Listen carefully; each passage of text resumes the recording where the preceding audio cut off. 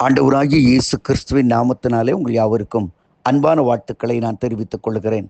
மற்றொரு இனிய காலை பொழுது உங்களை சந்திப்பதில் மிகுந்த மகிழ்ச்சி. இந்த நாள் உங்களுக்கு ஆசீர்வாதம் அமைய கர்த்தர் உதவி செய்வாராக. இன்றைக்கு நான் உங்களோடு தியானிக்க விரும்புகிற கர்த்தருடைய வார்த்தை 2 நாளாகவும் 19ஆம் அதிகாரம் 11ஆம் வசனத்தை வைக்கிறேன்.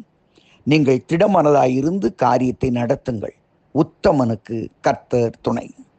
நீங்கள் திடமனதாய் இருந்து காரியத்தை நடத்துங்கள். நீங்கள் திடமனதாய் இருந்து காரியத்தை நடத்துங்கள். இன்னைக்கு ஆண்டவர் உங்களோட அதான் பேசுறாரு.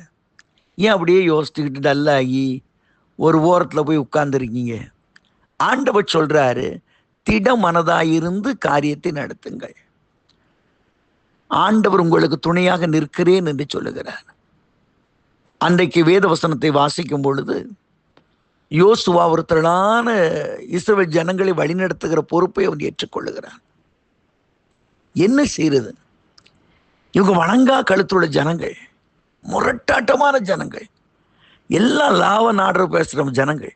இவன்கிட்ட போய் நான் என்னத்தை செய்யறதுன்னு சொல்லும்போது ஆண்டவர் சொல்லுகின்ற பதில் என்ன தெரியுமா? யோசுவா 1:9, நீ பலம் கொண்டு திடமனதாயிரு, கலங்காதே, திகையாதே, நீ போகும் இடமெல்லாம் உன் தேவனாய கர்த்தர் உன்னோடு வருவார் என்பதுதான் அவனுக்கு கொடுக்கப்பட்ட பதில். எப்படி நடத்துவேன்? என்ன செய்வேன்? எங்க போவேன்? There's only one answer from God. பலன் கொண்டு திடமனதாயிரு, be bold, தைரியமாயிரு. ஆண்டவர் சொல்றாரு. இன்னைக்கு உன் வாழ்க்கையில உட்கார்ந்து யோசித்து விட்டுக்கிட்டு கொஞ்சம் எந்திரிச்சு இன்னைக்கு நடக்க வேண்டிய காரியங்களை சார்ட் அவுட் பண்ணி கிளம்பி போயிருப்பேன். கர்த்தர் உன் கூட இருப்பார், நடத்துவார், யார்கிட்ட என்ன பேசணுமோ அதெல்லாம் பேசுவார். கர்த்தர் உனக்காக கிரியை செய்வார். உட்கார்ந்து இருந்துக்கிட்டே கணக்கு போட்டுட்டு இருக்காத. இது புறப்பட வேண்டிய காரியம் கர்த்தர் செய்கிறார். கர்த்தர் உன்னை நடத்துவார். நீ போகிற இடமெல்லாம் உன் தேவனாய கர்த்தர் உன்னோடு வருவார்.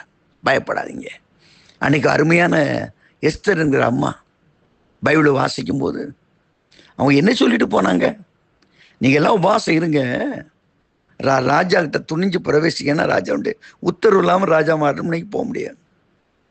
நான் போகிறேன், செத்தாலும் சாகிறேன். நான் எங்க சாகிறதுக்கு கர்த்தர் ஒரு திட்டத்தை கொடுக்கறது இல்லை. உனக்கு கொடுத்த திட்டம் சாகிறதுக்காக இல்லை, உன்னை வாழ வைக்க. நீ வாழ்வது மாத்திரமல்ல, அநேகரை வாழ வைக்க கர்த்தர் ஒரு திட்டத்தை இந்த நாளில் உன் உள்ளத்திலே கொடுக்கிறார். அதை பலப்படுத்துவான். அடுத்தது 15 வருஷமா வேலையும் நடக்கலை, எல்லாம் இழுத்து முடியாச்சுங்க, ஆலயத்தை கட்டி முடிக்க முடியாது. அப்படி கலங்குற வேளையில் கர்த்தர் போய் ஆகாய் தீர்க்கதரிசி மூலமா ஆகாய் 2:4 அவர் சொல்றாரு, நீங்கள் திடமனராயிருந்து வேலையை தொடங்குங்கள், செய்யுங்கள், கர்த்தர் உங்களோடு இருக்கிறார். சில காரியம் முடங்கி போய் அப்படியே ஆஃப் பண்ணி எல்லாத்தையும் வச்சுட்டு உட்கார்ந்துருக்கீங்களா? ஆண்டவர் காலையில் பேசுகிறாரு, நீ எந்திரிச்சு செய்ய ஆரம்பி, வேலையை தொடங்கு. நாளைக்கு அதை பற்றியும் யோசிக்க, வேலையை தொடங்குப்பா.